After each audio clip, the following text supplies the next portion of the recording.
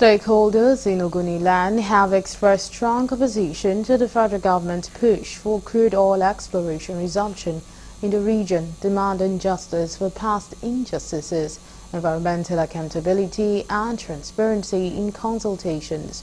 Following President Bola Tinubu's directive to the National Security Advisor Nuru Bado to engage with the people of Ogoni for a possible resumption of crude oil and gas exploration in Ogoni land.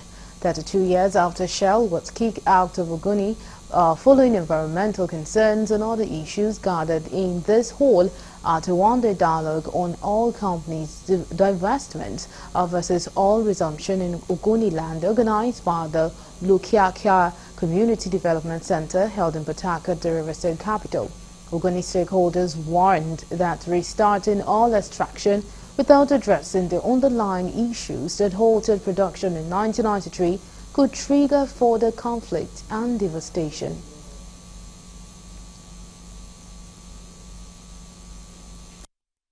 Issues around oil extraction shouldn't be secret. So we are here to dialogue with the Ogoni stakeholders. We need to understand what they know.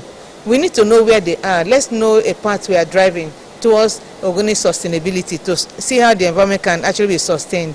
Will this move not actually bring about conflict? Will this move not bring about more deaths again in the Ogoni environment? The major issue will be, how do we ensure that the resumption of oil in Ogoni does not lead to conflict? Because it's a lightning rod for conflict to occur in the Ogoni area. People are really invested in this process, and if oil resumption starts and people don't see the benefits as quickly as possible. On his part, Dr. Fineface Dumumene, Executive Director of YAC Nigeria, criticized the government for prioritizing oil production over addressing the demands that led to the suspension of all activities in 1993. Process they have started may not, like they are saying that the governor said it should have a timeline. I bet them that in the next 5 years it will be difficult to take oil in Ogoni, because the situation on the ground as enshrined in the Ogoni Bill of Rights will take quite a long time for them to can address it. By 1998-99, when Nigeria returned to democracy, there were 3 issues on the table. We have that of Yoruba. They have been settled with Obasanjo becoming president. The Ogoni issue, the Ogoni matter has not been addressed. All of this must be put into consideration to ensure that the Ogoni people's wounds are properly healed.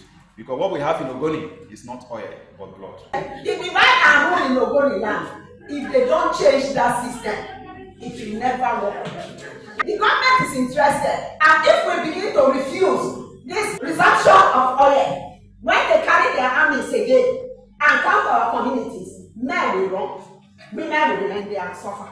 So we must have a voice so that this thing will work this time, not for us to be running up and down again. Ken never said there should be no taking of oil from Ogoni, but because of the practice, because of the way the government placed us and the pollutions, we wasn't part of it, we wasn't able to achieve anything as people who own the oil.